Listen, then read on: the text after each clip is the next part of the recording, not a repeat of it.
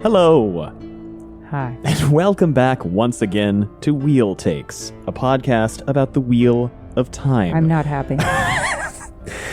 A series of fantasy novels I'm stuck on a wheel of unhappiness. written by Robert Jordan and finished by Brandon Sanderson. My name's Gus. I've read all of them. And I'm not happy.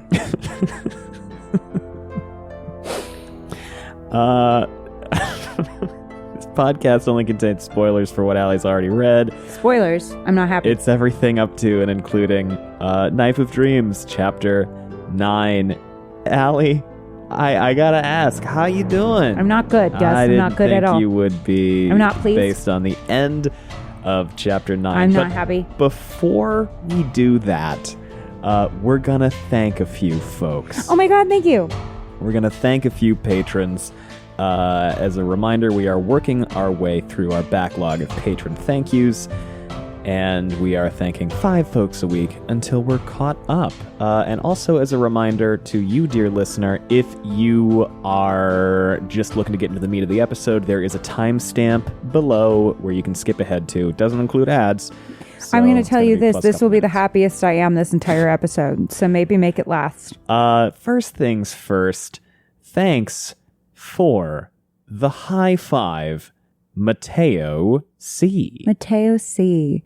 Just like righteous anger. You have a lot of very valid feelings that you express eloquently and well. You are something that fuels positive change and someone, sorry, I shouldn't say something. And you are red hot. And for that, we thank you. And thanks for being a part of this community. Thank you very much for the high five. I said cup of coffee for Mateo, right? I think so. Great. Thank you for the high five, Maddie S. Maddie S. Just like a resplendent furrowed brow. You are someone who operates on their day-to-day without a wrinkle. You're just well prepared, you plan well, and you're thoughtful. You always have some skin in the game.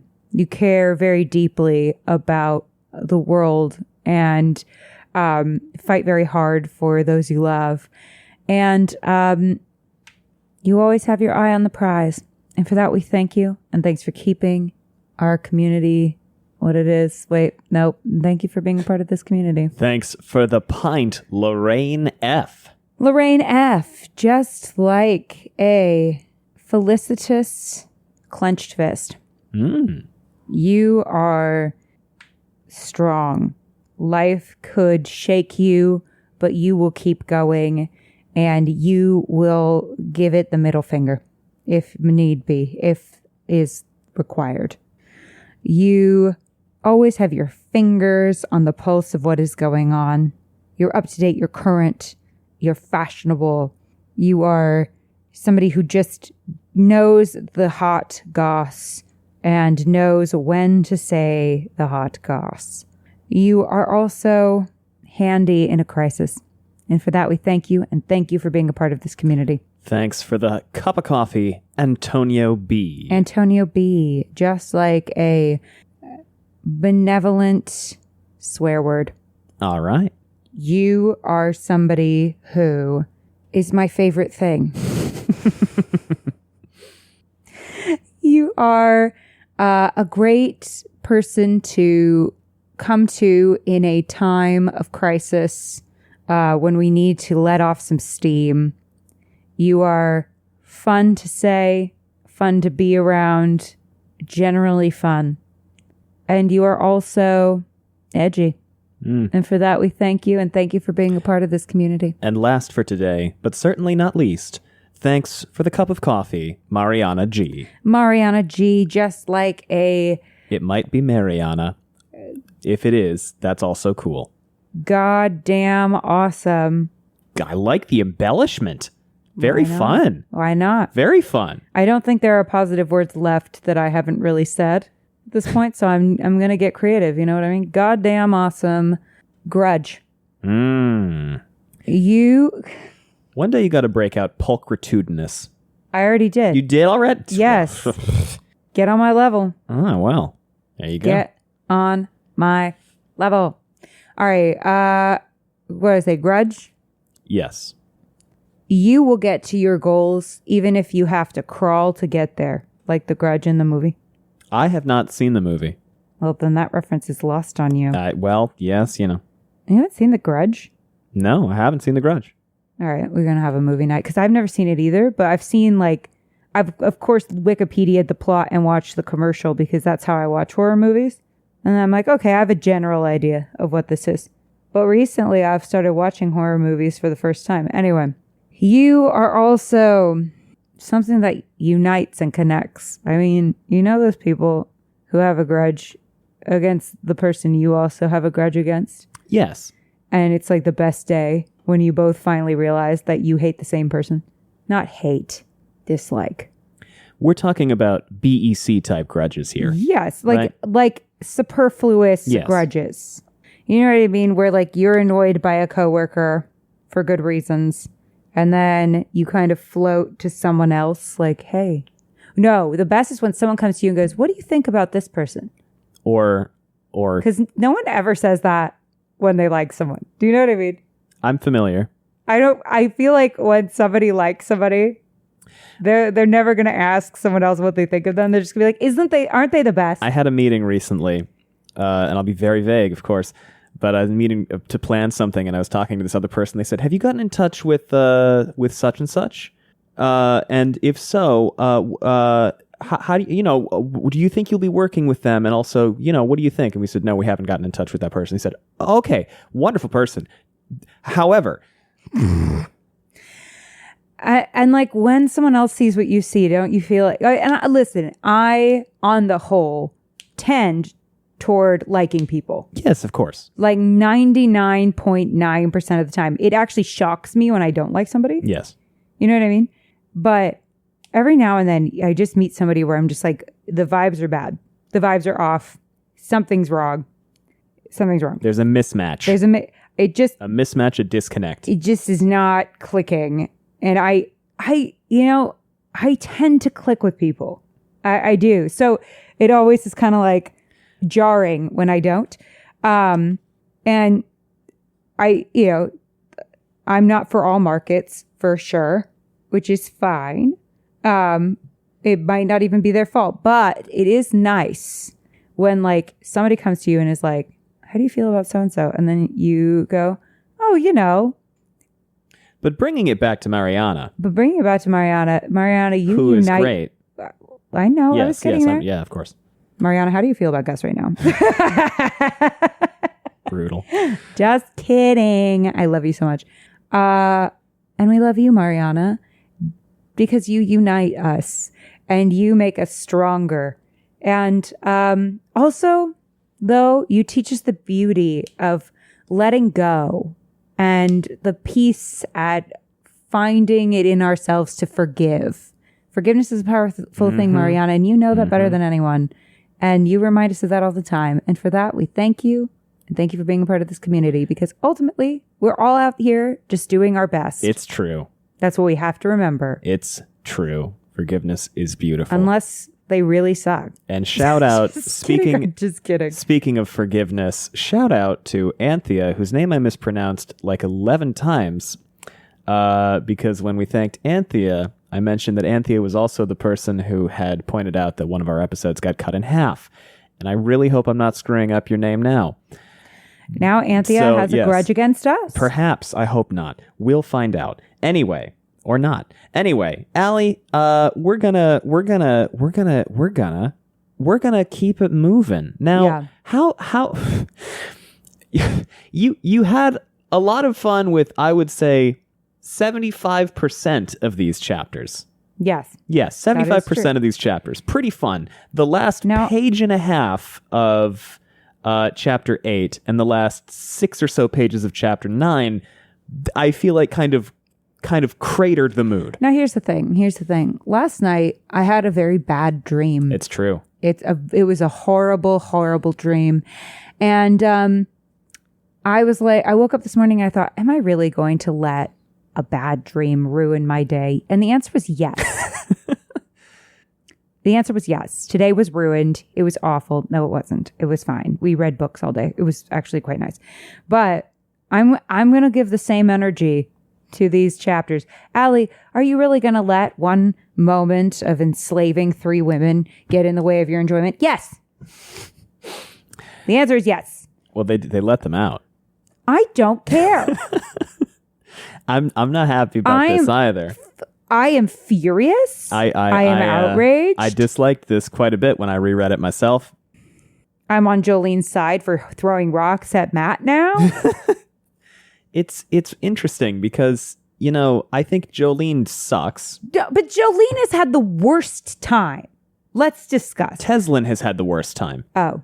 Jolene was never actually... I mean, she was, you know, hiding, but all throughout the entire Shan arc in Abu Dar, she was like, this isn't a big deal. I should be able to go outside. I should be able to do what I want to do. This is Jolene's all fake. Kind of an idiot. When the Shan were coming, she's the one, I think, that Elaine and 90 were like, we need to leave, and you need to leave now. And she's like, no, I'm not going to leave. That's stupid. Nothing is happening. And then she was just kind of persistently the worst. And then Teslin was the one who got captured, as I was very... very, very much reminded by everybody when I said Teslin wasn't collared, and people went, yeah, she was. Teslin was the one who was I seem to collared. recall that I... You were totally right about, yes. No, I was very much wrong. But yeah, no, Jolene, while she has indeed been a fugitive from the Shan and has to be a woman who can channel in Shan-held lands, has mostly I'm only, by the way, smug about it because I'm not ever the expert on this podcast. So, except for the TV show episodes. And other times. But yeah, I mean, Jolene has not had... Obviously, she's been suffering because everybody is suffering, but she's unfortunately mostly just been sort of horrible to everybody.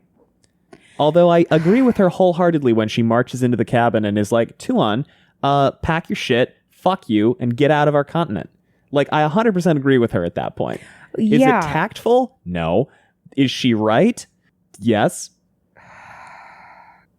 Listen, Jolene sucks. Oh, she wore an Idom brief. It makes me uncomfortable that she was spanked. Oh, yeah. And it makes me uncomfortable that she was collared. None of this is a defense of, by the way, anything that has happened to Jolene. Like, the worst, when I talk about grudges, I really don't keep grudges with people. You know me. Like, if someone apologizes to me, especially, it's over. Like, I don't care anymore once someone apologizes to me.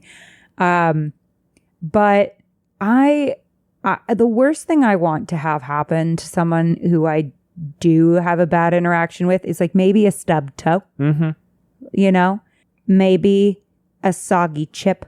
Ooh, yeah. Or your chip breaks in the salsa. Their bag gets snagged on the door when they're leaving. Or their headphones if they still have wired headphones. Yeah. And it rips it right out of their head. Very unpleasant. So annoying. That's like the worst thing I want to have happen to somebody that I have a lighthearted grudge against, who was like not nice to me one time or whatever.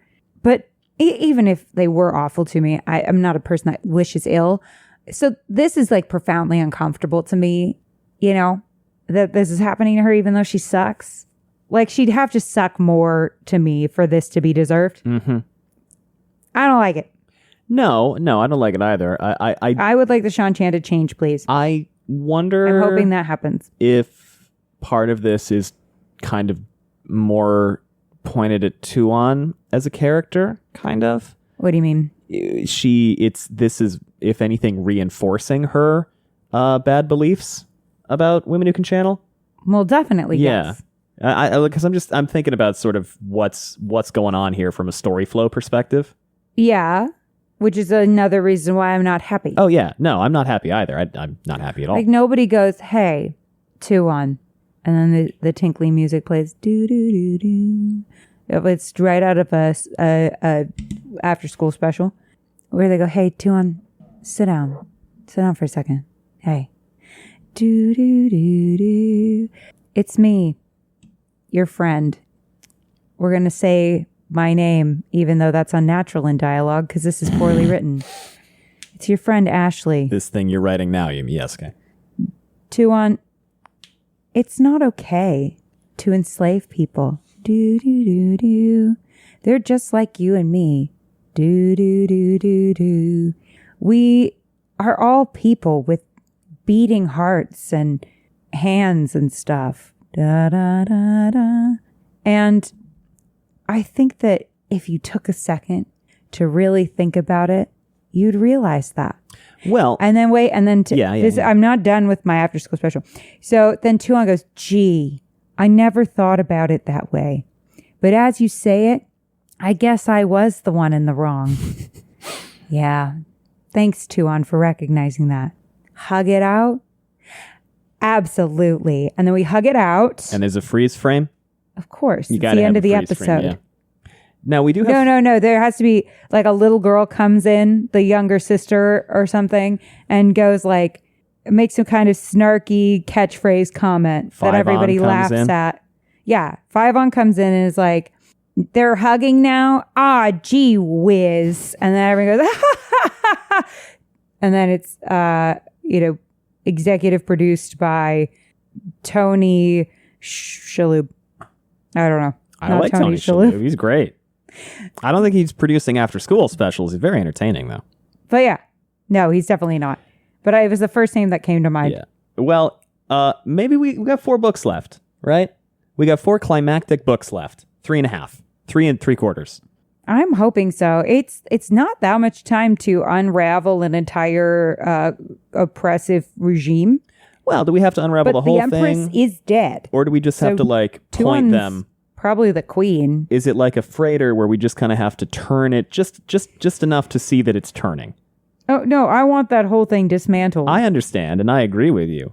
I'm asking if it's enough if we were to, and I'm not saying this happens, if we were to get a turn. It would depend on how big the turn is. Mm. Is the turn we're dismantling the entire system, in which case, yes. Well, I don't know.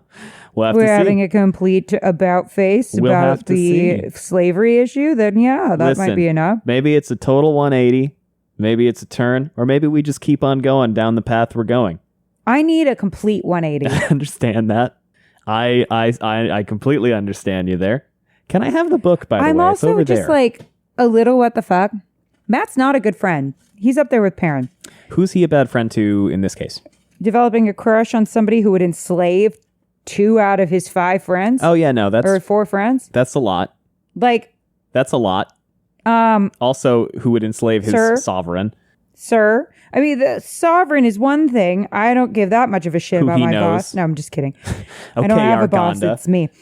But no, I mean, that's bad friendship. Plain and simple. It's not great. It's not great. And it is bad. It is interesting. Well, no, he tries a little bit in this chapter to bring Tuon around, and Tuon just soundly ignores him.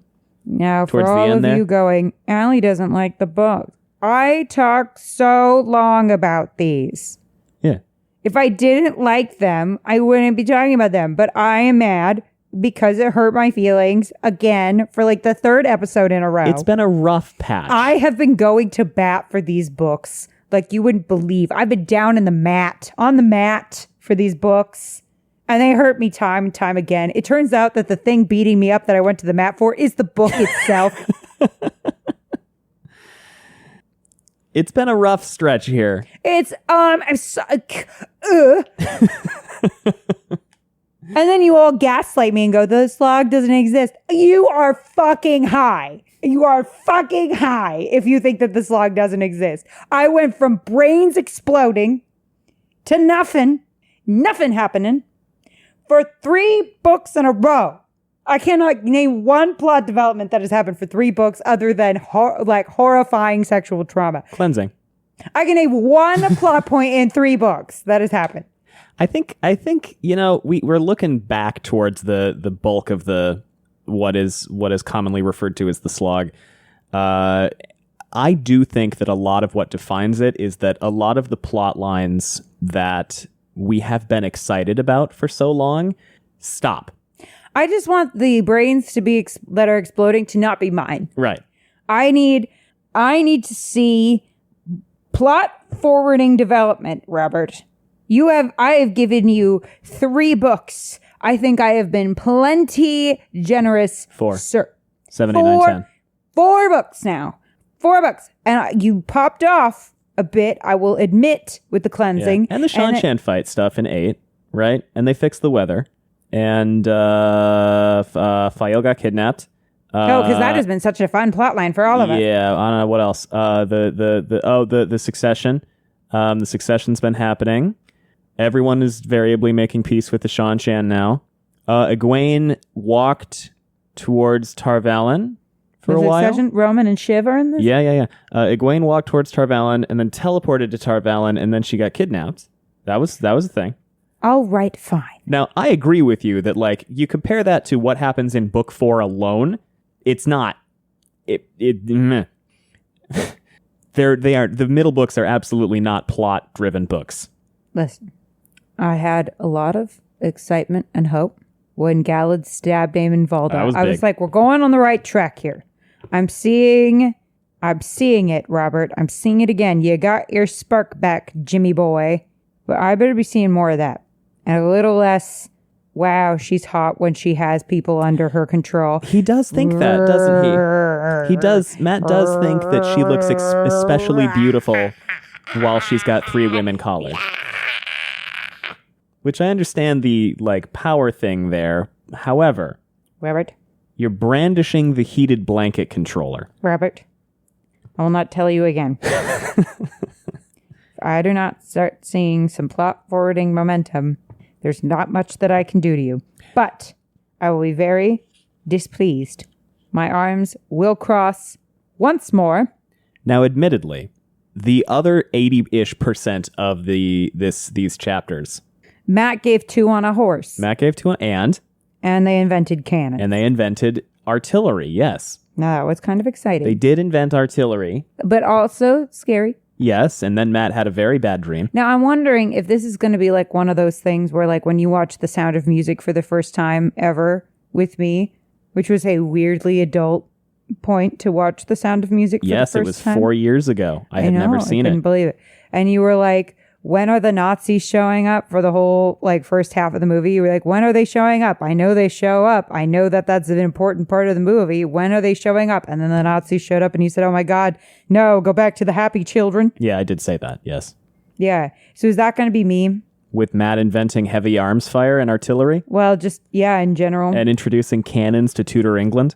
That's my joke. No, I'm repeating your joke back to you. I like the joke. It's a good joke. It is. It's a good joke. Well, we'll have to read and find out. Is that what's going to happen? I will have to. I'm stressing myself. I don't know, Allie. Do you think Robert Jordan, a man who did a lot of combat, has strong feelings about weapons of warfare based on the other sections of his books that you've read, particularly the ones focusing around sudden advancements and the ability that people have to kill a large number of other people, for instance, through exploding heads like melons, while the parent vomits and the wolves, do stuff? Well, not according to my TikTok comments. Apparently not.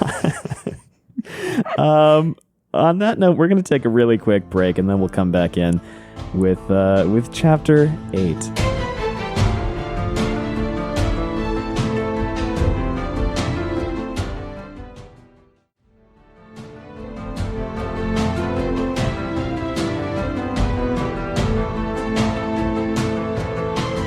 Welcome back. Allie, we're here with Chapter 8, Dragons' Eggs. This is the logo. What's this? It's a leaf. It's the Tinkers. Yeah, it's the Tinker leaf. That's another thing. Yes, we'll get there. I promise we'll get there. Do you want to talk about it now, or do you want to get there? We can talk about it when we get there. Do you have notes for Chapter 8, Dragons' Eggs?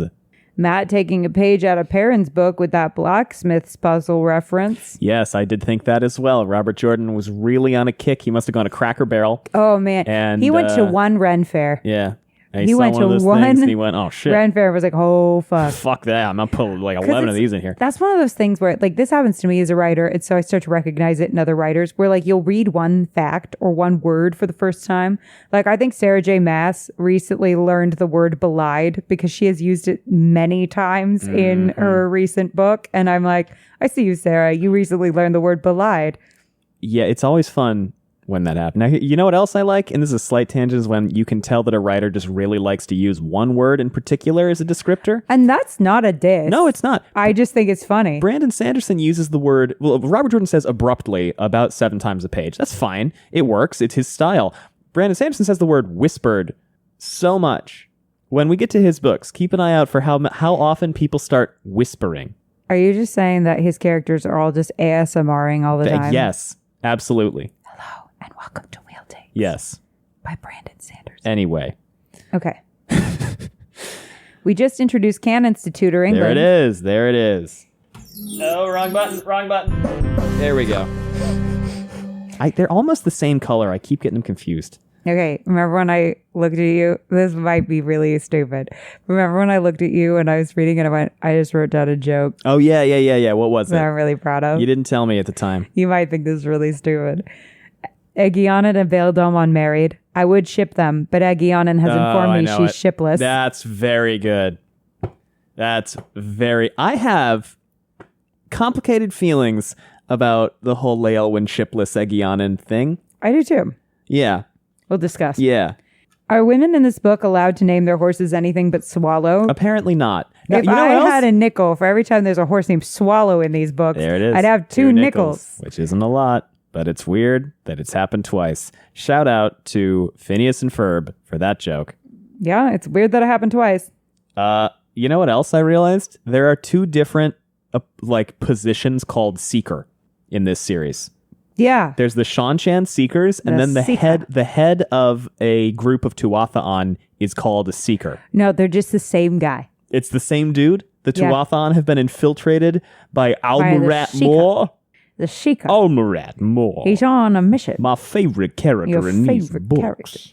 Tom Merlin is the mastermind behind everything. By God, I say there's been a murder. I do declare. Do they need Benoit Blanc to have a younger brother in the next Ryan Johnson movie? Because next Knives Out. I feel like Ryan, hi, I found him. Oh, I love that character so much. And so does Daniel Craig. You can tell he's from the time of his fucking life. Anyway. He was really, I think, done with the Bond franchise. I think he was just tired. Yeah, you could and tell. You could tell. We're going to get back to the Wheel of Time soon. No, we're not. These hot... We'll get back to the Wheel of Time when the Wheel of Time earns it. Boy. I am begging everyone to remember that actors are just grown-up theater nerds, right? By and large, yes. Or wrestlers, who are also kind of theater nerds a lot of the time. Wrestlers are the theater nerd. Yeah, are you kidding me? Oh, my God. Dave Bautista?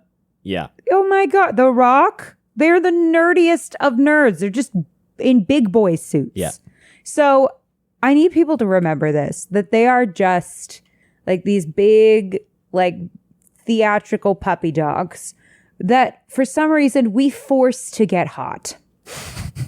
We force them to do this. We force them to hire these trainers to make them all jacked and shit. Dehydrate themselves. Yes, which, by the way, if any man out there ever feels insecure about your body, understand this, that the week before shooting, those men purposefully, they don't look like that on the day to the day. Yeah, they fast. Purposefully fast and dehydrate themselves. It's very for unhealthy. The week before, so that their muscle tone is more evident. I remember Henry Cavill, when he was doing The Witcher, he talked about in the bathtub scenes, he could smell the water because he was so thirsty.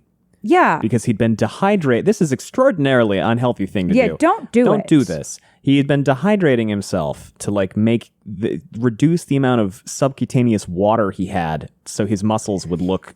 But I want everyone who is listening to know when they feel insecure looking at actors, those people do not look like that on the day to day. No. That's not what they look like. That's not what a normal human body looks like. Ever. So just know that without extreme help or genetics that 99.9% of us do not have. Mm-hmm. Okay. I don't remember why I started talking about that. Oh, yeah. I made a joke about the Seeker. We forced them to be what we have decided is hot, which I think if you talk to 90% of people, they actually find that just scary. But lately it's what, the internet refers to as dick veins all over people.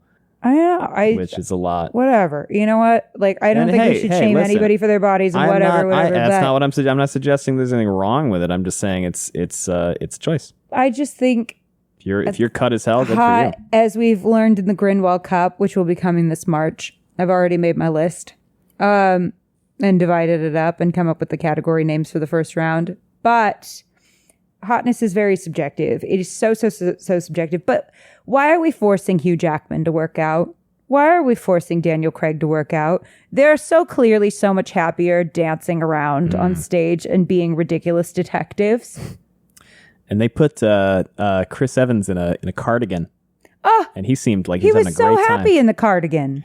And not to mention, Ryan Gosling is Ken. Oh, yeah. They drew on his abs, and he was so happy. You could tell. Because you know what? I don't think you can be happy when you are dehydrated and starving. Not really. I don't think you are. So it's not a fun job. They're having the time of their lives. And I think it's so fun to watch them have the time of their lives. Let actors be cute. Matt's making me wonder how often we pass by places in which horrible things have happened and not known it. Because he's like, I died like 3 feet from here. Oh, yeah. Well, the amount of history in any given square foot.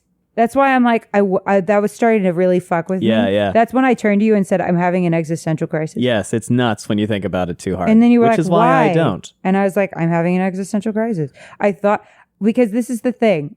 When I think about Gus and how much I love him, and I think about it for too long and too hard, I start crying. Right. I'm familiar with that. And then Gus is like, why are you crying? And I say, I thought about it too hard. Yes. Same thing happens to me when I think about being alive too hard.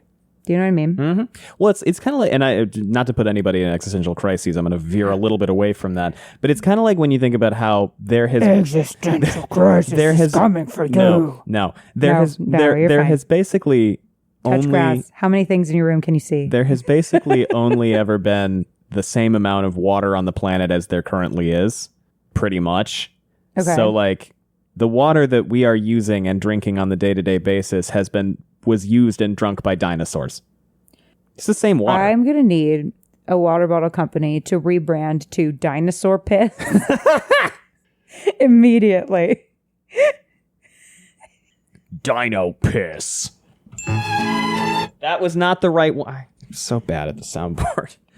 Wait a minute. What do I have on here that'll work? Dino Piss. No. Yeah, that was it. Do you have anything to say about Dino Piss? Have you ever drunk some piss? All right, we're moving on now. We're done. Nope. No, I'm aborting this joke. It's over. Goodbye. All right, moving on. My brain was completely blank. So, Allie, do you have more notes? I'm going to go with it. Fucking improv. Do you have more jokes? Not jokes. Do you have more notes? You can't. I turned the sound off. No, now it's much. Okay. Dino Piss. No. The piss of the dinosaurs. Just call 1-800-PISS for piss. What am I saying? Allie, do you have any more notes for chapter 8? I don't have more notes, but I do have. Oh no, not again. She's trying to hit the button, but press Dino Piss. When you don't have some notes and you're trying to figure out what to say, just stall a little bit by drinking yourself some Dino Piss. Oh no. Upset because the wheel of time is treating you like piss? Well, how? Dino. And if you call now and tell us during this advertisement how many times we said piss, you'll get a free drink of Dino Piss, absolutely free. Fresh from the tap. Okay. Oh my god. Fucking hate us. We're gonna get reviews that are gonna be like, you they're can't stop such that one. There idiots. Oh my god. We already do. It's true. We are. Right. They're correct. All right. Positive. All right. So, are you done with your notes? I'm done with my notes. No. But I'm not done with Dino Piss. She reaches over and she starts sliding the thing, and we're gonna bring it on. All of you out there trying to sleep to the dulcet sounds of wheel takes. Wake the fuck up, because you're gonna miss out on Dino Piss. Good morning to everybody who just woke up. Sorry about that. I didn't mean to put it up that high. All right. I'm sorry. So Luca had the showfolk breaking camp, taking down the big canvas wall and packing. Because I woke you up, I'm going to give you a free... No. I'm going to send you a free can of Dino Piss.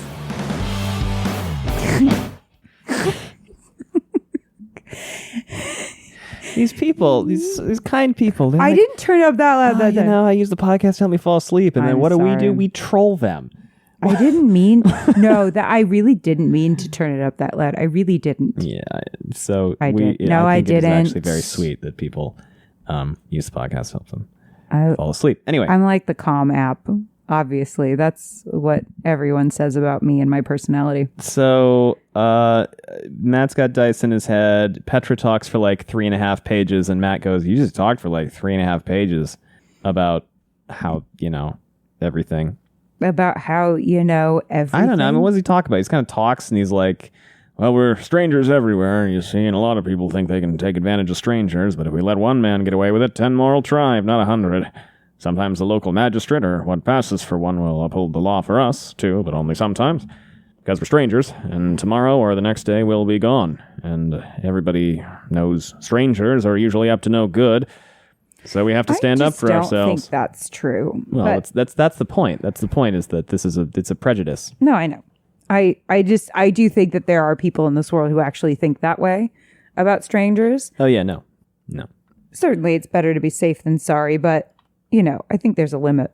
Those 3 Sean-Chan have friends, or at least companions, who won't like their own being face down. That standard bearer did it, but you can be sure they'll lay it to us, because they think they can hit at us, and they can't hit at her. Maybe their officers will uphold the law, or their rules, or whatever, like she did, but we can't be sure of that. What's certain sure, though, is that those fellows will cause trouble if we stay another day. Oh, we got trouble, my friend. No point to staying when it means fights with soldiers, and maybe people hurt so they can't perform. And sure, trouble with the law one way or the other.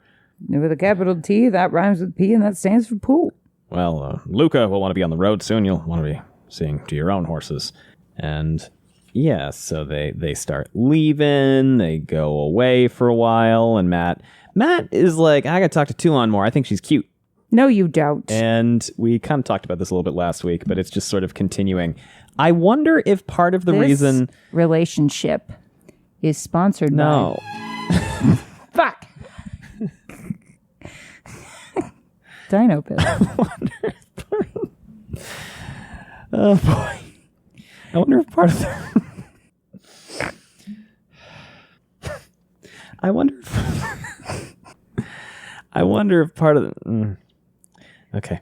I wonder if part of the reason why Matt is not thinking about the whole enslaving of women thing is that he just simply doesn't want to. I don't give a good goddamn if you want to or don't. You're gonna have to. Sooner or later, I gotta live in this world too, and there are plenty of things I don't want to think about, but I fucking do because it's my job. And yeah, some days I need to take a day off from that job so that I can come back to be outraged anew.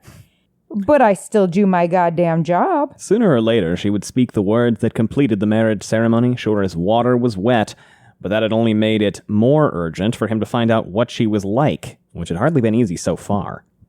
I kind of feel like if you knew someone was fated to fall in love with you and they did, is it as special? Yeah, that's a great question. It's tough to... You know what I mean? Yeah.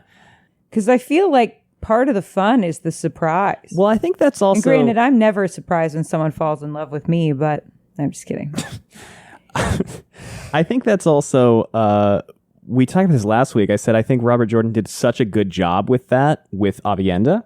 Yeah. With Avienda and Rand. I think that and her, like, running from it, the thing, and, becoming fond of him, no matter what. I feel like there was a lot more risk. Yeah, probably. In some way. I mean, because Matt is very willing to overlook the fact that Tuon comes from a slaving empire, and we don't really get a good look into what's going on in Tuon's head because she just seems kind of calm about everything all the time. And like, there's never a point where it feels like this is at all a problem for her.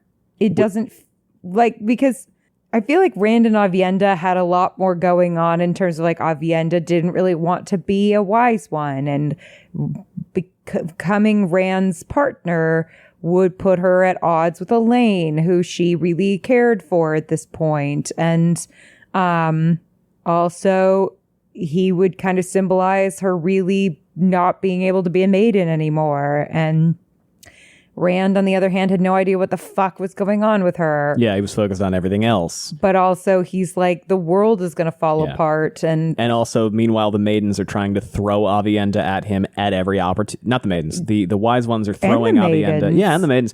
But like, everyone is trying to push him and her together as well. Which is like kind of the unsexiest thing in the world. Yeah. So if your love can transcend all of that, it's pretty powerful. Yeah. Whereas, I guess for me, it doesn't feel like Matt's kind of like, I've never wanted a wife, but I guess she'll do, even though she's flat chested. Like, I don't know. He doesn't, and she's kind of like throwing toy at him and is an enslaver who doesn't seem like she's willing to change any of that.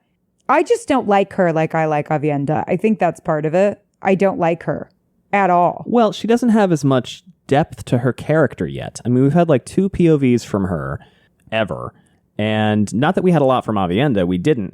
But like, she's so much more reserved than Aviendha. And when we do see things about her, there are things I don't like. There are things like her being like, oh yeah, you know, absolutely, we should be collaring all the women we can. Or We've her being a POV like, from her. We did, yeah. I said we've had a couple. Oh. Yeah. Or her being like, hey, you know, Matt, I excluded you from this writ of protection. Or I'm the best at training Damani. Yeah, or thinking about how much talking about how great she thinks being a slaving empress would be, and, you know, generally kind of leaning into the Shan-Chan of it all. And it, like, what we know about her is she's a horse girl and also a Damani girl, and she felt bad because she beat her Damani so much for telling her something she didn't like.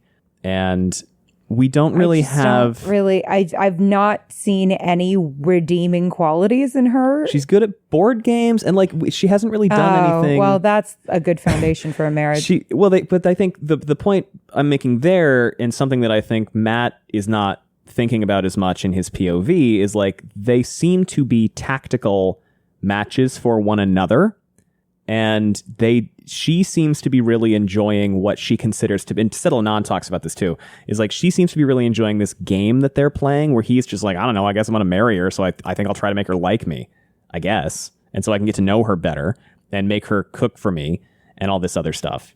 So make her cook for you? That comes can't up. Cook for yourself? Yo, did you gloss over these parts? He thinks many times where he's like, I need to make sure she keeps feeding me so she won't kick me out, because once somebody feeds you once, they're not going to kick you out. He specifically thinks a woman, but, you know, it's Matt. Yeah, because, you know, being the daughter of an empress, I'm sure that Tuon has a plethora of cooking experience. Mm-hmm. But I think what Tuon, among other things, is lacking, correct me if I'm wrong, that Aviendha had, is we simply don't know much about her, and what we do know about her is not endearing. Here's the thing. I feel like with Tuon and Matt, I asked Robert Jordan, I want Aviendha and Rand, and Robert Jordan said, we have Aviendha and Rand at home, and it was Tuon. Or I asked Mom for a glass of water, and she said, we have water at home, and it was dinosaur piss. They're the dinosaur piss of relationships. Do you know what I mean? Like, fated lovers can be fun. Oh, absolutely. I just don't like her. I don't like how because to me, a really good relationship, you make each other better. Like, not in a I'm going to change you way, but just like you're so happy. You bring out the other person's best. Yes. Yeah. It's like when you wear a really great outfit and it just makes you look more beautiful, right? Yeah. Like, that's the effect, I think, that somebody who's really meant to be with you has on you, is it just makes you seem so much happier and more fulfilled. And yeah, the best parts of you get augmented. I don't think they bring out the best in each other.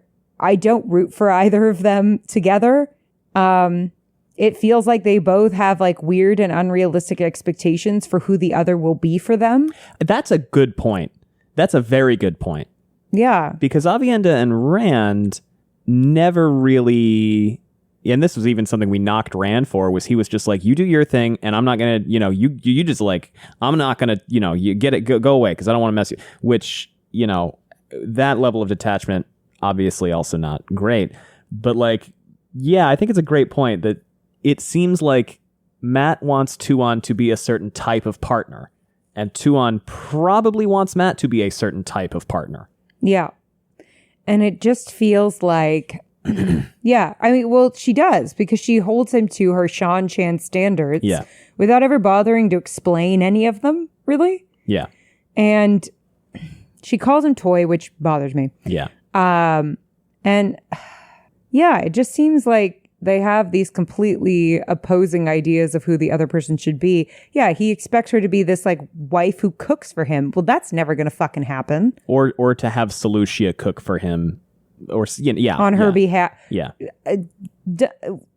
Dom, has she or Selucia shown any interest in cooking ever? He keeps inviting himself over to their wagon during meal times so that he gets to eat with them, so that they are feeding him.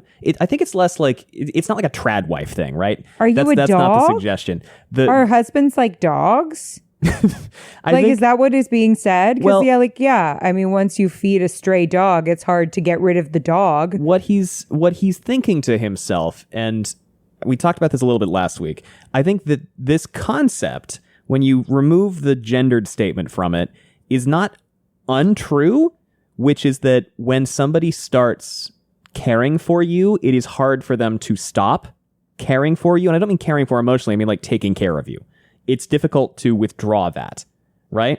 Yes. So Matt is saying essentially, if I can get them to start feeding me, they'll get used to me being around, and then they're not going to be able to be as mean to me or kick me out. You know what's even harder, though, is when someone starts caring for you. Maybe you should cook for them. Yes, that would be good. That would be nice. And he does give her a horse. He does give her a horse. Which is a very nice present. Yeah. So it's like, I agree with you that... Though also, I don't know about giving people a responsibility as a present. But that is just a me thing. I agree with you that this does not have the... I'm not as excited, I guess, about their budding relationship as I was about, honestly, any of Rand's relationships. Or even, I mean, Parenphail in book 4 is probably, to this point, my absolute favorite. Yes, I know they get yes, I know the ways. Yes.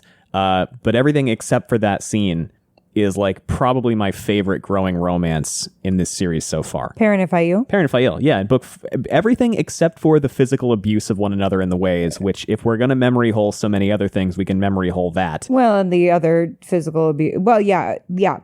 Parenphail up through book 4. If I forget completely about the Bear Lane of it all and the random acts of violence. Yeah. I really like their relationship. Yeah. Those are big ifs. But yeah, I like their relationship. Yeah. No, you know who the best relationship in the books are, though? And it's not even close. Who? Avienda and Elaine. That's pretty true. Like, it's not close. Yeah, they are. They're pretty perfect for one another. On that note, by the way, we're going to take another really quick ad break. We've barely started, but that's okay. We'll be right back.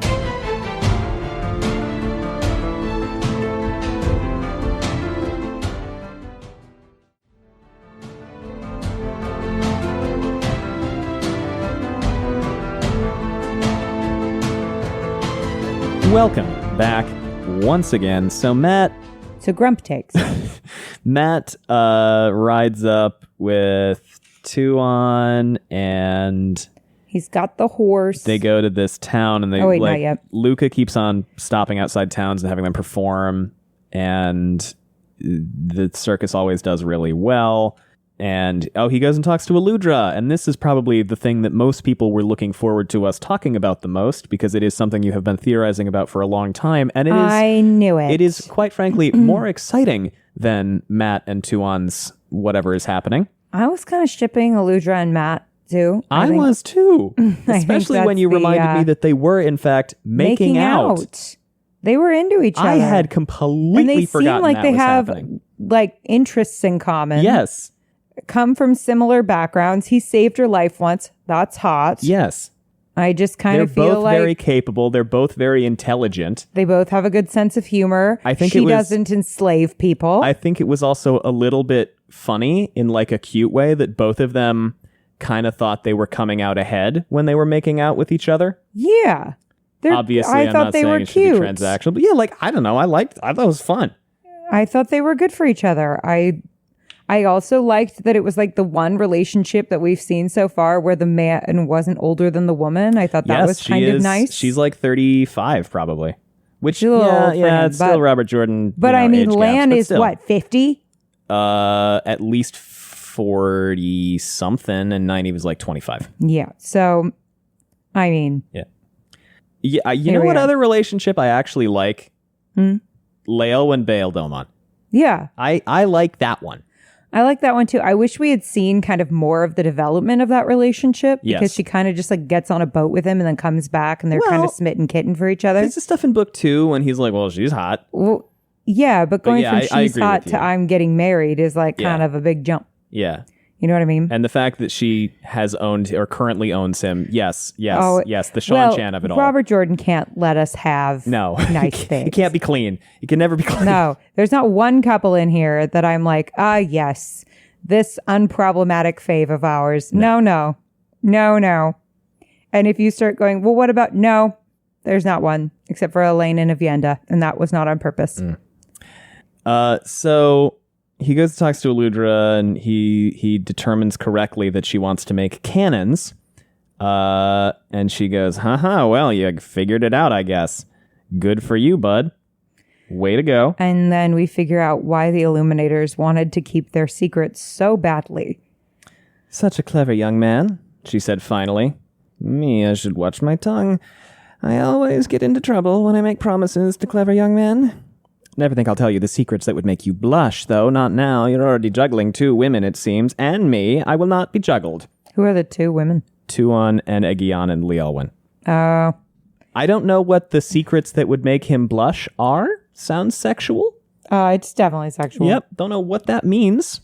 Hot stuff. I guess, yeah. And then she chucks a grenade at him. I mean, they say, older women. She chucks a grenade at him, and then he, starts juggling it because he feels like an asshole because he freaks out. And then she's like, don't juggle that, and she takes it back. Yeah, don't juggle a grenade. A proper lofting tube, it'll send this close to 300 paces straight up into the sky with the right charge, and a longer distance across the ground if the tube is tilted at an angle, but not far enough for what I have in mind. A lofting charge big enough to send it further would burst the tube. With a bronze tube, I could use a charge that would send something a little smaller, close to 2 miles. Making the slow match slower to let it travel that far is easy enough. Smaller, but heavier, made of iron, and there would be nothing for pretty colors. Only the bursting charge, so it's not even just cannons, it seems. I don't know a lot about cannons. I'm pretty sure that not all cannonballs exploded. I know they're at the army surplus. Have we told that story? I don't know. Allie and I were driving, I don't remember where we were driving. We passed an army surplus store, and she said, army surplus? I said, yeah. And she said, what do you buy at an army surplus? And I was like, army grade gear that is surplus, is not being used. You can load up if you need anything. And she goes, what, like a cannon? And then she started laughing because she realized that the United States military probably does not use cannons. Doesn't use cannons. Probably does use backpacks. Probably does use backpacks, canteens, Just for a second, it was genuinely baffling. I was like, what the fuck do you buy at an army surplus? Cannons? Though it was really funny because the other day I was driving by a gas station. I don't even know where it was, but they had a bunch of tanks outside. Good golly. I know. I don't know if they were like old tanks. I don't know shit about tanks, obviously. Why would I know shit about tanks? But there were just a bunch of like random tanks. And I was like, is this to like advertise their gasoline? Like, what is the purpose of these tanks? But I almost took a picture and sent it to you, but I was driving, so I didn't because I'm responsible. Mm-hmm. I almost took a picture of it because we now joke about this all the time. And I almost sent you a picture that was like, guess what I just bought on sale at the Army surplus. That's funny. So I feel like they're inventing not just cannons, but I could be wrong. Maybe a lot of cannonballs exploded back in the day. I think they do. Cool. Don't well, they? this is fucked because this feels like Wait. artillery, like something that'll launch. No, because the thing about cannons is they launch the thing really fast. That's the deadly thing about cannons. Yeah. And I know like sometimes they'll have two cannonballs tied together, like a mass breaker. And I'm no I don't expert. know if that's real. I'm no expert. But I thought that sometimes in TV shows and movies, when they have cannons, the cannonball explodes. Sometimes, yes, but I don't know how. I think sometimes they might put like gunpowder in them. Yeah, I don't know, but it sounds like she's creating artillery. She's saying because it's not necessarily just a bell. It's a tube that is pretty long that will launch an explosive several miles. So basically, they're combining a grenade and a cannonball. Well, it's artillery, right? It is. I just think early artillery even fired farther than 2 miles. Again, I'm not a military historian, but like they're making artillery. Yeah. Which cannons are early they're artillery. Basically putting a bomb in a cannon. Yes. Yeah. Yes. Yeah. Yes. Which is, yeah. So, that's fucked up. And I mean, listen, is it more fucked up than being able to meat grinder people? I don't think so. And Matt. I mean, I'm not a fan of weapons, period. But it seems like this is just kind of leveling the playing field a little bit for the humans. Which is what Matt thinks. What does she call them, by the way? McCannons. Dragons. Oh. And she calls the cannonballs dragon's eggs. Matt goes... I mean, I guess thematically appropriate. These dragons, then, whatever you call them, they'll be heavy and hard to move. Can you mount them on wheels, like a wagon or a cart? Would they be too heavy for horses to pull? And she's like, you're a smart fucking dude. And you're hot. You're smart and hot. I'm just saying, what could have fucking been? I know. And then she teaches him, or she says, well, you know what? We've come this far. You want to learn how to make gunpowder? And then he's like, no, but I want to invite you to come with me because I can fund your creation of cannons. I thought you were setting up for like a filthy joke. I was not, now. But if you want to punchline it, you go ahead. I have no idea where you're going with this. Do you already regret this? Well, wait. Set it up again. I don't remember what I said. You paused after come, so I was like, okay, so clearly Do you want to come some kind of horrible joke. And I don't know what I said. If you want to come like a cannon. Okay. Great. I mean, that's what I thought you... No. Did no one else think that was where Gauss was going? I frequently there was go a there in this significant pause podcast. after come. I was thinking about what next to say, and it was not going to be dirty, but I'm happy for you. It's fun. It's okay. He says, hey, listen, I know a dude. And then the colors go in his head and he sees Rand and he's like, oh, thank God he's not balls deep right now. That's a relief. She was looking at her phone. She didn't even hear me fucking say it. She did all that shit just now about how I make dirty jokes. And then she looks down at her phone when I say that What one. did you say? You're never going to know. Wait, no, come on. You're going to have to listen to the podcast to find out. Tell me. You're going to have to listen to the podcast. Tell me and then we'll cut it. I told her.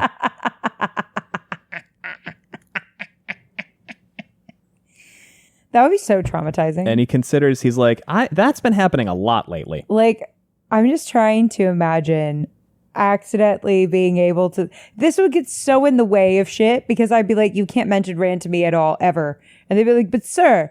And then I'd be like, I don't care. Which is kind of what he started to do. He's like, don't tell me any information, no, any rumors you hear about Rand, nothing. And they're like, okay, why? And he's like, just trust me. Yeah. I mean, that would be so inconvenient. Also so embarrassing. Yes.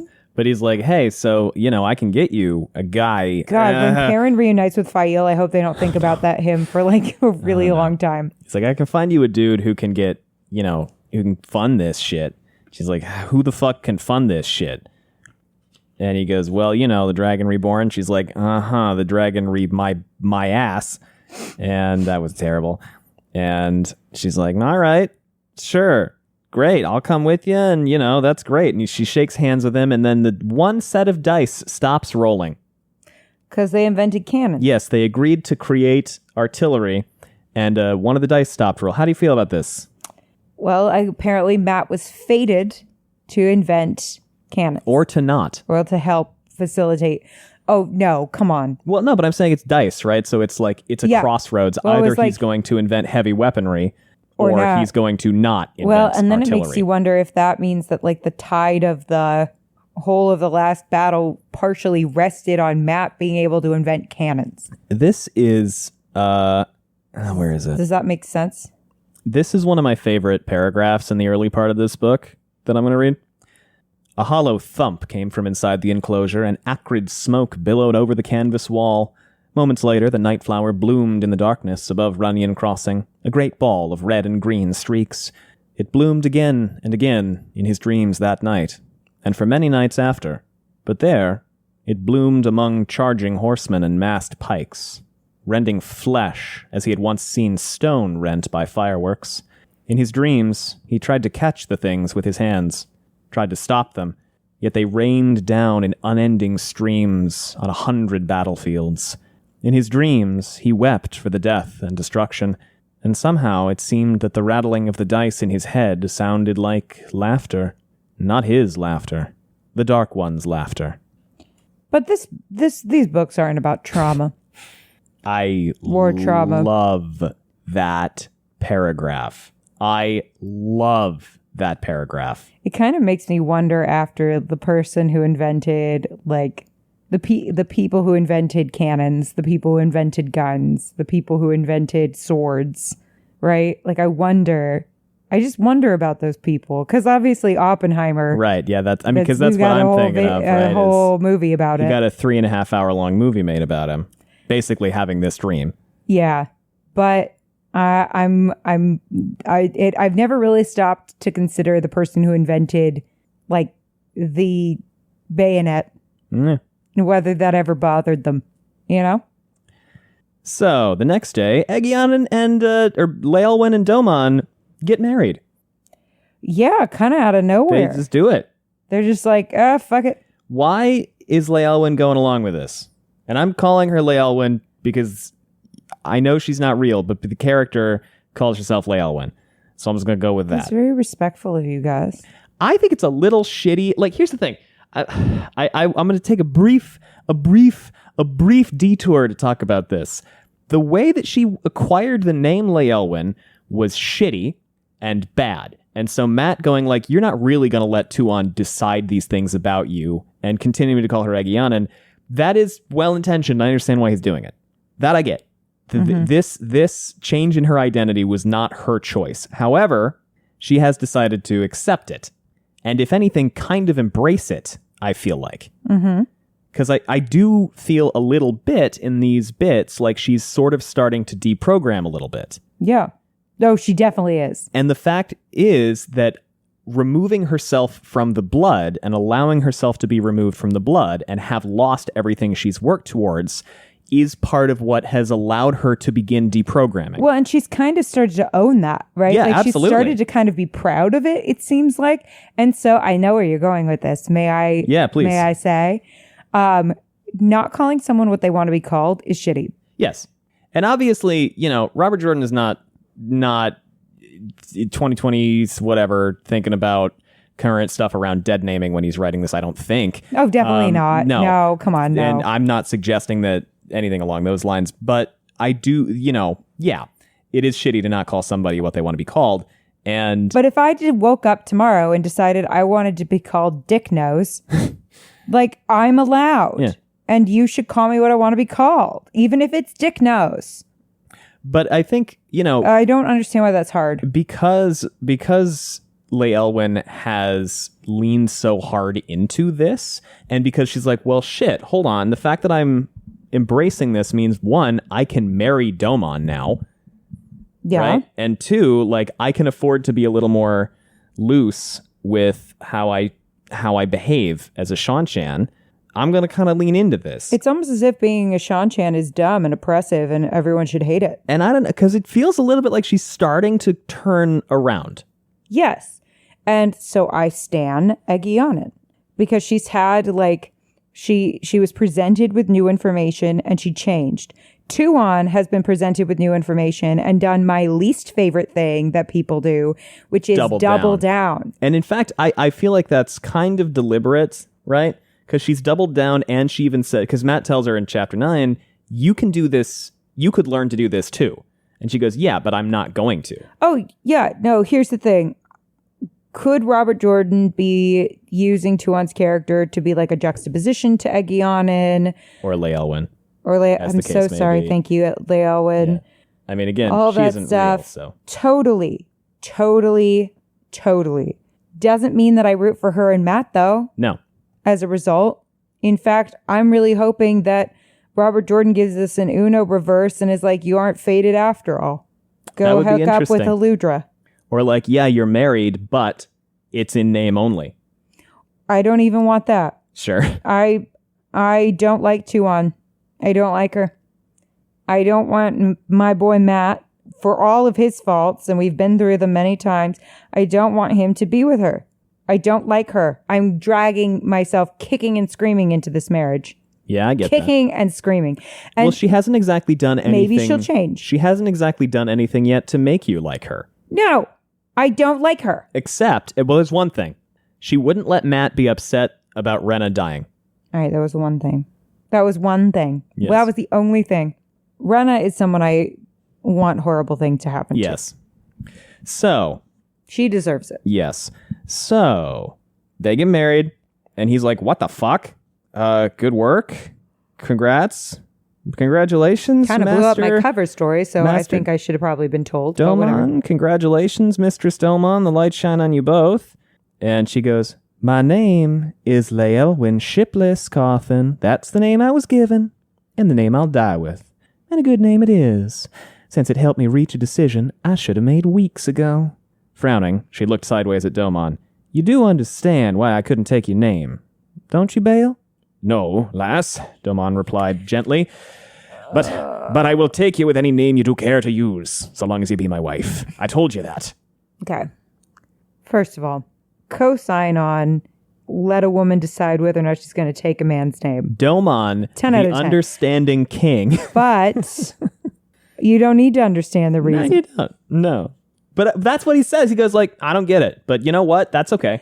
But what is there to even get? If she doesn't want to take your last name, there's nothing to get. She doesn't want to take your last name. Maybe you should take her last name.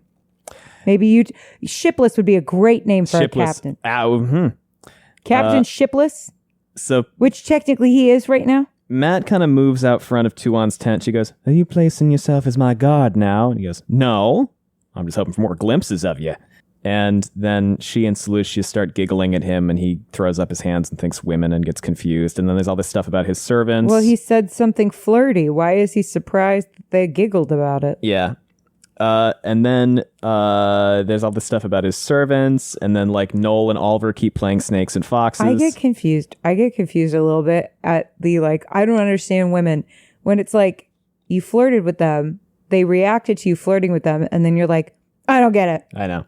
I'm like, do you not get it? Are you thick? The Oliver and Noel play a lot of snakes and foxes. Joylyn comes in with Amathera a lot, and Matt's like, yeah, man, she's got a dumpy. And this is what confuses me about these books sometimes. It's like a woman breathes, and they're like, I don't get it. I don't get it. And Amathera is like deeply, deeply frightened of all the Shan-chan nobility. Yeah, because she's got trauma. Makes sense. And Matt is like, that's really fucked up considering how short of a time she was Daco Val. Yeah, it's almost as if this society is bad, and it is bad. Bad. Why do people like them? If I hear one more person go, oh, the Shan-chan aren't that bad, I'm going to scream. Look at how much trauma they've inflicted on Amathera. She was with them for like 2 months. There's a bunch of stuff about... Look at Teslin. Yeah. Look at Egwene. I agree with you. Ugh. There's a bunch of stuff about like their cover story, and we don't really need to go over that. And they talk about, omens. You want to talk about omens at all? It's some world building. Oh, yeah. The Sean chant. Well, that's been true for a while. Like, Tuon will look at, a sleeping dog and be like, sleeping dogs lie. Someone's lying to me. You know what I mean? Mm-hmm. And it's just kind of like being with someone that's turned manifesting into neurosis. Sure. Do you know what I mean? I understand, yeah. What's funny, because she's like, you keep away from ravens and rats. What a stupid fucking superstition, you clown baby. Well, that too. And then she's like, well, I drew a line through the ants, and it took the ants 5 seconds to reform the line, so it's going to rain in 5 days. And then it doesn't. She's like, well, yeah, but that's because of the birds, which I think is funny. Is that she's like, it is your funny. superstitions are dumb as hell. Mine are not superstitions. They're legit. Well, this is what I think about like men who shit on women who like believe in astrology, but then they wear the same shirt every game day. Yeah. Yeah, same thing. It's like, fuck you. Also, she talks about how the prophecies of the dragon require the dragon to kneel to the crystal throne. Sure, Jan. And then he gives her the horse, and she looks at the horse, and she's like, oh shit, very cool, very good. Let's all go on a ride. And they go on a ride, and then Tuatha show up, and they like wave, and then she just like fucking takes off. And Matt's like, what the fuck are you doing? And Salushi takes off after her, and then he follows them, and it's very dramatic, and then she just kind of stops. What do you think this was all about? Is she just being a dick? I thought she was just testing out the horse. Yeah, I think she's just testing out the horse. Yeah, because she said you can't name a horse until you ride it. Was he going to give her a horse that she wasn't going to ride? She's having fun. And she names the horse. Also, being chased by a man on horseback is hot. That is hot. And if she weren't a slaver, this could have been hot. She names the horse Swallow, and Matt is like, all right. Now I know. Oh, and also, I have an answer. When he gave the second horse, we gave her the horse, the second set of dice stopped, but there's one still rolling. Mm-hmm. But giving her the horse locked in something else. God, I feel like this would be so annoying. It's like tinnitus. You keep bringing up tinnitus, which reminds me every time you do that I have tinnitus. I'm so sorry. It's okay. Just every time I remember I have tinnitus, I can hear it again. I'm so sorry. And then it takes about a week for me to forget that I have tinnitus. I'm so sorry. I didn't know that. I didn't know that. No, it's all right. I'm so sorry. I'll never bring it up again. No, it's okay. It's okay. What is tinnitus? I've never heard of it. It's just every time, I usually can't. Oh, God, I brought it up again. It's been short enough at this point I have forgotten. I figured that you hadn't forgotten. No, I had not. About the thing I can't say. So then there's this whole thing about the history of the land where they're at. I don't care. It's totally fine. The history of the land where they're at, and he thinks about maybe the foxes still have a line into his brain, and they're copying his memories down for later. Any thoughts on that? I thought that was kind of cool. Do you not remember this? I was so distraught over the fact that I disturbed your psyche that I didn't hear a word you said. I was just thinking about I can't believe that I did that. I will file that away. I was literally, it's totally now fine. In my head rent free. Actually, I had forgotten we were talking about tinnitus until you just brought it up again. No, oh my God. Oh my God. Someone stop me. It's okay. I'm messing with you. Wait, were you really? Well, I actually had forgotten, but I'm also messing with you. It doesn't matter. Oh God. It's okay. Oh God. So Matt, he thinks about the history of the land and how he died over there and how he remembers dying. And he's like, how did the foxes copy down memories of people dying? Do they have a download going from my brain right now? I was so distraught again. All right, we're going to continue. We're going to keep moving. Do you think the foxes have a download going from Matt's brain right now? He can't think of any other way this would work. That they're actively recording his memories currently. Because he's like, I have memories of people dying. They didn't go back to Finland after death. So the only way I can picture that they have taken memories from after death is that they are actively recording my memories right now. Oh, so people. Oh. Because he has memories of death, of dying himself. Oh. Remember? And he's like, how did they get those? The only way they could have gotten those is if they somehow made a connection to me when I went in there, that is now like copying my memories Oh. and seeing through my eyes. So they're like always in his head. He thinks perhaps.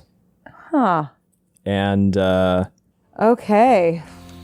and on that note, we actually have to take one more really quick ad break.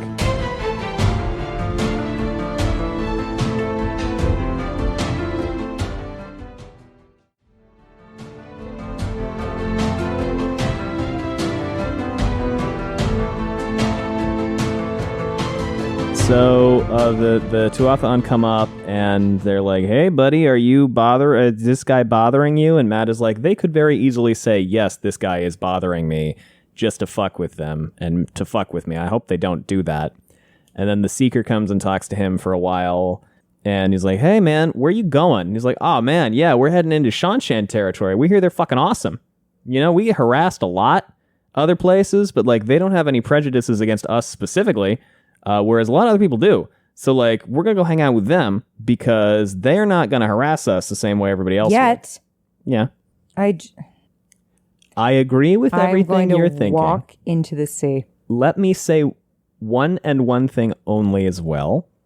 It is true that the Tuatha probably will not face the same level of sort of systemic distrust and as oppression. long as they do everything the Shanshan want from them. Right. Which currently it seems is swear the oaths, that's it. I totally get where you're coming from. But I do think it is also important to point that particular thing out. And I'm not doing whataboutism or Shanshan apologia. I understand that element of their calculus. I understand their calculus. I'm just not happy because this is a choice that was made by a person. Yes, I totally hear you.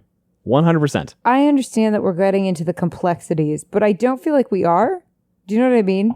Yeah. Like, I would like it more explicitly addressed that we are going into maybe the complexities of, like, some regimes that are bad for certain people are not necessarily bad for others, and that's a weird, complicated problem.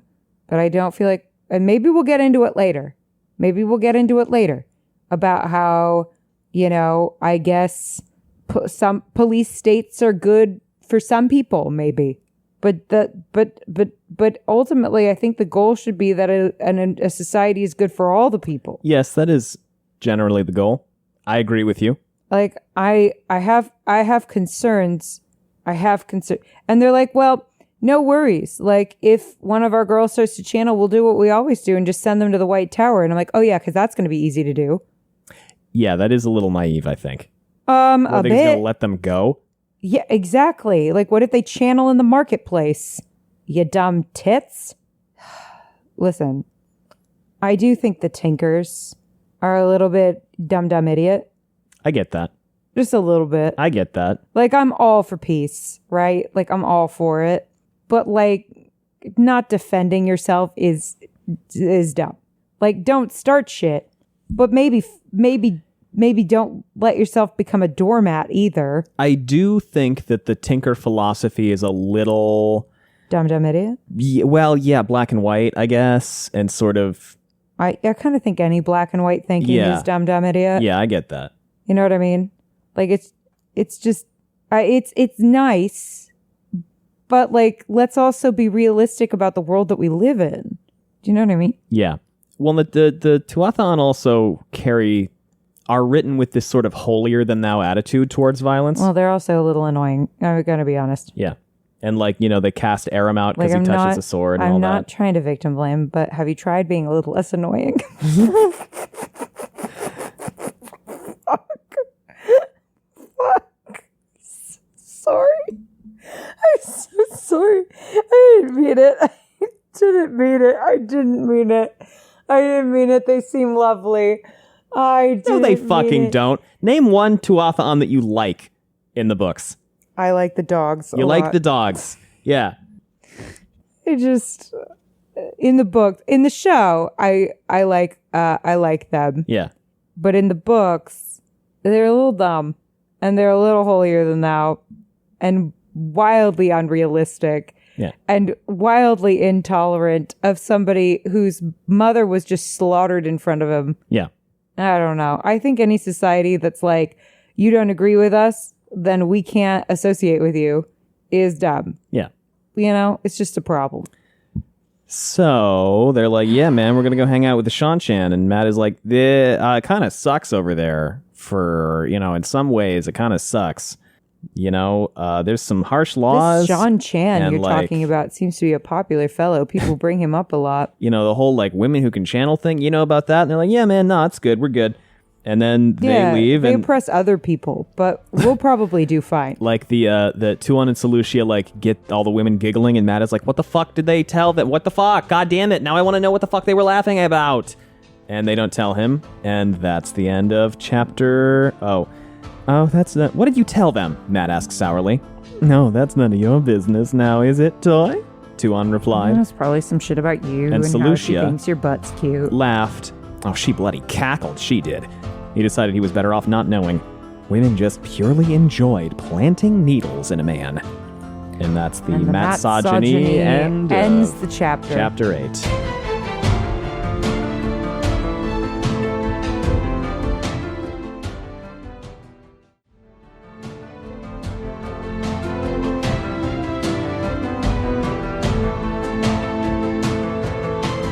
All right. Chapter 9. A short path, Allie. Do you have any notes? I do. Just as we've ended the chapter with Matsogyny, we are also starting the chapter out strong with some Matsogyny. Yes. I'm just saying I'd be so pissed to go through all the trouble of pregnancy and childbirth for my children to kill each other. Yes. When you really think about it, that's so dumb. Yes. I'd be so annoyed. I'd be like, are you serious? I'm taking the Xbox. You killed your little sister. I'm taking 2 days, no Last of Us. That's a little extreme. No Baldur's Gate for a week. No Baldur's Gate for the rest of your stupid life. Yes. I'd be so I can pissed. barely go a day without Baldur's Gate. I carried a child for 9 months. I went through 77 hours of labor. I went through 6 months of labor. And then all of a sudden, they're going to kill my kid. I went through all the trouble of raising them. I would be so, first of all, I'm not having that many kids. They better figure out how to get along or I'll kill them myself. First of all. Second, that's so, I'm going to go through 9 months of labor for that? Absolutely not. That is nonsense. That would stop with my reign immediately. I'd be like, you are going to get along. We're going to play rock, paper, scissors for the throne. It'll be a really fun time. We'll play one rousing game of Sorry. And whoever wins that wins the crown. Remember when I won Sorry at Christmas, 4 years ago? And my stepmom and your stepmom flipped the board? Because she spent the entire game.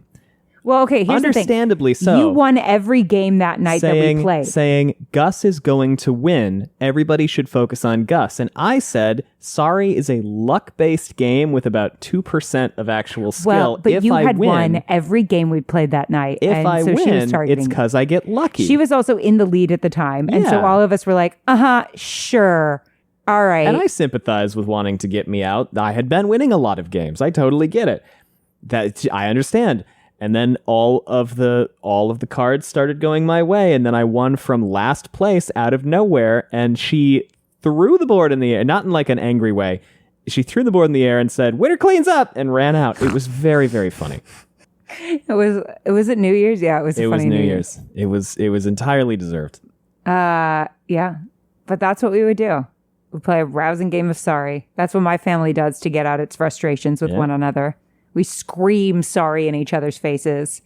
You do. And we're really not fun. sorry. No. It was never the Aes Sedai expected to do any accommodating. This is a quote from Matt. You literally have forced them to bunk with their enslavers. Yes, he did. The audacity. He did do that. I knew it. Siddalanan is an Aes Sedai. Big bang boom, baby. Which Aes Sedai did you think she was? What's her face that touched the that was playing with the Terangrial and then got burned out? Yeah. It's got to be her. Do you remember her name? Nah. Martine Janata? Yeah. I'll just tell you this because you never learn any more information one way or the other. Yeah. Oh, it's quiet. Oh, now you want to laugh. There we go. Well, for the celebration, yes. Oh, now you want to laugh. Yeah. Way to go. Lucia put the Adom on 3 Aes Sedai. Oh, yeah. Is this the woman you all stan? This is not the queer rep we are looking for. Y'all really will forgive anything for a pair of great tits. And while I understand, there has to be a limit to my queer community, to what we will ignore for great tits. We have to come to a consensus. Gus, get me my spray bottle. Some queers need to be sprayed. As a queer woman yourself. Yes. Yes. So I can speak for all queers. We are a monolith. Sure, clearly. Obviously. And as the most queer presenting woman that exists. Definitely. Not in a straight presenting relationship at all. The Adom can give you an orgasm. Okay. All right, wait. Let me finish this note. Yeah. Ellipses, question mark, ellipses, question mark, ellipses, question mark, question mark, question mark, question mark, question mark, question mark, question mark, question mark, question mark, question mark, question mark, question mark. Ellipses. For once in my life, I'm without words. So, ellipses again. I mentioned this online and people went, what? And this thing that happens very briefly where they put the idoms on the women and then Tuon starts, she like tortures Teslin and then she turns to Jolene and she's like, it can also make you feel great pleasure, and then does something and Jolene like nearly falls over. And I understand. As a reward. Yeah, as a reward. And I understand that it is possible that she just made her feel very happy, but this is Robert Jordan we're talking about. And the last time we saw somebody inflict pleasure, it was when Semirog made the warder come to death. I just feel like it's pretty good evidence that that's what's going on here. Listen, I love Uncle Bob, but Uncle Bob got a little too drunk at Thanksgiving. And now we're all sitting there like, Uncle Bob, we can't look at you the same way. We can't. Oh, Uncle Bob, why? Why would you do this? And then my next note. I'm dissociating so hard, I forgot how to spell it. Okay, chapter 9, a short path and a relatively short chapter. Thank God. This is one of my favorite. I think this paragraph might be the funniest thing Robert Jordan's ever written. Allie has gone prone. Tuon and Seleucia were not the only women who caused Matt trouble, of course. Sometimes it seems that most of the trouble in his life came from women which he could not understand at all. I do. Since he always tried to treat them well. No, you don't. That's the funniest fucking thing I've ever read. That is the most Matt paragraph, and I love it. Mm-hmm. It is so fucking funny to me. And he's asking he's asking Leelwyn about Tuon, and he runs her through all the stuff about how like she killed a bunch of her siblings and all that, or somebody did. But please procreate with this woman. And everything about the blood. Do you want to talk about this at all? I just think that the Empress. Well, I mean, now none of them are a problem. So. Because didn't Semirog kill the Every Empress? single member of the royal family except Tuon. That's horrifying. Yeah. Tuon literally has no family left. Pretty much. She basically I mean, listen, the blood, technically, Aegyanin was the blood, right? So it's not necessarily purely genetic relation. You can be elevated to the blood, but like she killed enough of the head of the imperial family and set the rest of them to fighting one another, that like Shandar and the continent of Shanchan is basically a shambles. Wait, it's called Shandar? The capital of Shanchan, the continent is called Shanchan, the country is called Shanchan, and the capital city is called Shandar. Word. All right. And she also talks about how the not a zebra. Multiple people, by the way, comment, they said, yeah, you can't domesticate zebras. Pretty cool. And true. Yeah. But at the same time, this is a fantasy. Yes. We do have domesticated Grom raptors. Yes. So, I mean, I guess thinking that it could be a zebra is not too far out of the realm of where we're operating. You know what I mean? So, the giving the... But yeah, in true life, don't try to ride a zebra. You can't. That's stupid. Giving the razor... You will get kicked and die. Giving the razor to Tuon was a good gift because it's something she likes, and it is also a big enough gift that it suggests that Matt is her inferior who is courting up. And Matt is like, I just wanted to give her a fucking horse. I thought it'd make her happy. What the fuck? What the fuck? And then we learn about how... But it did make her happy. The Aes Sedai are all kind of being careless and awful, and we talked about this earlier. And listen, I'm not on anyone's side here. The Suldam had until last chapter, 2 chapters ago, assumed that the Aes Sedai were basically badly behaved dogs, and now they're like, oh no, this is actually quite different. We may have learned a thing or two. Yeah, it's almost like they're people. Yeah. I don't know. How does one explain to people that people are people? Bethaman is learning to channel. Bethaman perhaps is coming around a little bit on the whole deprogramming thing. Seta is deliberately not looking at the weaves because she does not want to acknowledge that she can see them. Teslin, oh yeah. The Aes Sedai are doing the thing where they like throw rocks at him with the power because Jolene is antagonistic, and then like Teslin yells at her and she stops. And everybody wants... Do not disturb me. I'm on a beach. It's basically like a retread of the whole going to Abu Dar thing where like they want to take the medallion, but they don't take it. And then he has a nice meeting with Ch8-9 where she explains this to him. Oh, and she tells us, this is verbatim out of the book, Allie was right. Suck eggs. She party down. She like asks to hold it, and she has this very tender moments, very sweet thing, and there's not a ton to discuss, honestly. Am I wrong about that? I feel like there's not a ton to go over in this chapter. There's the Ch8-9 thing, which is cool. I say, I was right. Yeah. I am right again, Lutheran.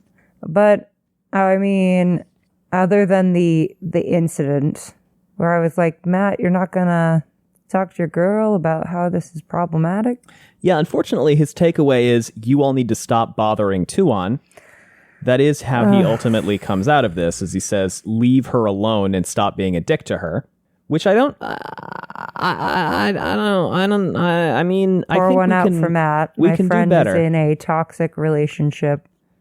Unfortunately, it's like, yeah, my girl stole your cat, but she's a really good person deep down. Like, no, she fucking isn't. Luca has Dump her ass. told the Aes Sedai that Tuon is a high lady, and now they're like asking her to make bargains and treaties and pieces and stuff. And unfortunately for them, Tuon did not see 3 Aes Sedai, representatives of the White Tower, perhaps the greatest power on Earth. Not even after the seamstresses. A really good girl. Like, yeah, she took a shit in your kitchen sink, but you gotta leave her alone. She's pretty good deep down. Like, go to hell, man. She saw 2 escaped Damani and a Marath Damani, and she had no use for either until they were decently collared. Her phrase, that. I can't wait to be married to her. It's gonna be so fun. Party every day, party every day.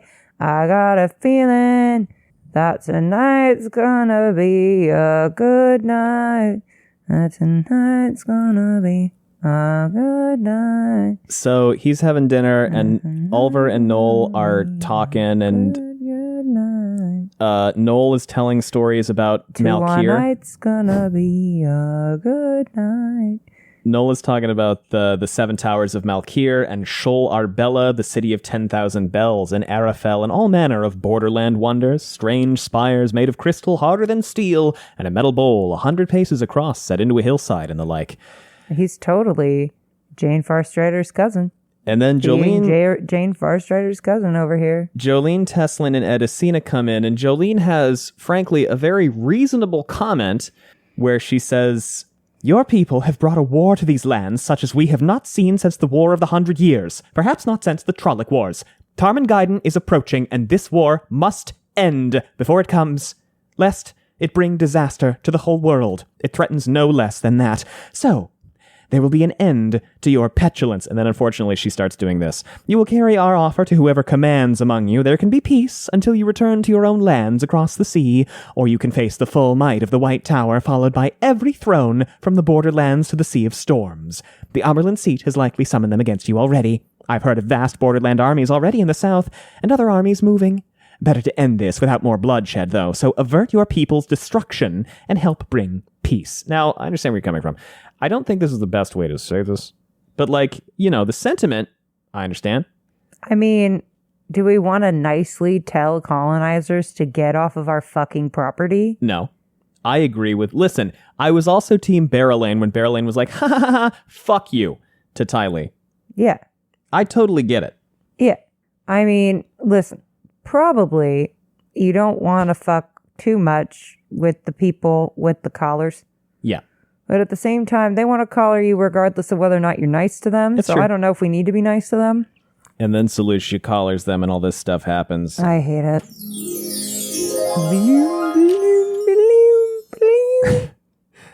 Desperate harp noises intensify. I just want to read one chapter that doesn't make me want to walk into the ocean and leave it all behind. Give it a little time. I am despondent.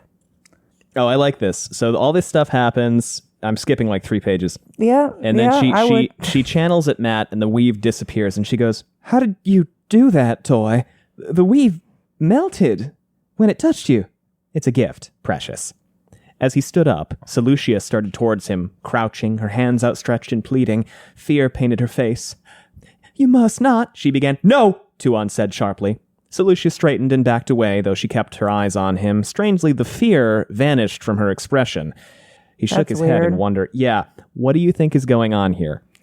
I think this is very funny and very interesting. What? This moment. Well, she goes to him and is like, "You mustn't let the Aes Sedai free," right? That's what she's saying? I'm not sure exactly what she's saying, because what does he do? Lets them free. Oh, he's walking towards Tuon at this point. But then Seleucia gets up, like, crouching and, like, holding her hands out and is going, like, no, please. And Tuon is like, And Seleucia just goes, "Oh, okay," and stands up and stops acting afraid. You mustn't do what? Walk toward Tuon? Do anything about this situation, I think. But then Tuon's like, "Don't interfere." And then Seleucia is like, "Oh, okay, then. I guess you're cool with it." The fear immediately vanishes from her face. I don't understand. I don't understand why that would be the case. Wouldn't she still be afraid of the... That's a great question. So what is it actually? Would you like to see this acted out? Yeah. Okay, hold on. We're going to pause for a second. Oh, so she was going to fucking stab him. I think the implication is she was going to, like... Stab him. Yeah, body the shit out of him. Yeah. I think. All right, queers, I'm starting to get it. But still, she's not good. So that happens. She's on thin ice. And then Matt frees the women, and Tuon goes, "I want them to stop annoying me, Toy." And he's like, "Yeah, they'll stop annoying you. It's fine. Will you stop annoying her?" And they're like, "Yeah, I will. Yes." And Jolene looks at him like, "Are you fucking kidding me?" And then Matt has such a great line, which makes him endear himself to me. "I could let Precious keep you for a few days until you change your mind. Oh my God. But I won't." I've never seen a character assassination this deep done by the very person that the assassin... I've never seen someone assassinate themselves. You know what I mean? Yeah. And Jolene agrees, even though it may cost their best chance to stop the Shanchan. And then... That should be something we all want to do. Why do we not all want to do that, Matt? And then, why do we not all want to do that? Why are you not helping them stop them? And then... you are literally in Tuon's ear. She likes you. Why don't you talk to her about the real shit that matters? I'm going to die. And then he buries the... I'll be the first person killed by a book.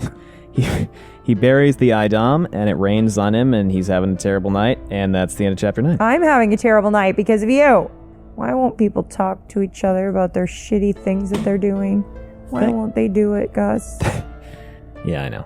Thanks for listening, everyone. We have social media if you want to know what we've got going on. It's linked down below. We also have a Patreon if you want to know what we've got going on. It's patreon.com/wheeltakes. You can also leave us a rating and a review, which helps a great deal. Plan is to have episode 7 show breakdown out next week, hopefully episode 8 out the week after that. And then we'll keep moving with chapters 10 and 11, and at some point in the near future, we will do a Patreon live react to chapter 10. Not this coming week, possibly the week after, hopefully. All right, Allie, anything else? Thanks for listening, everyone. Bye.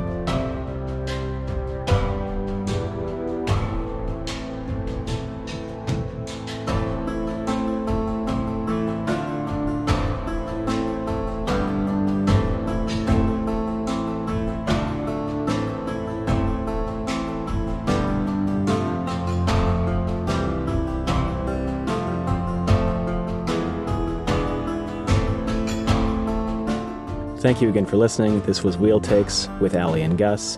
Music by Alexander Nakarada.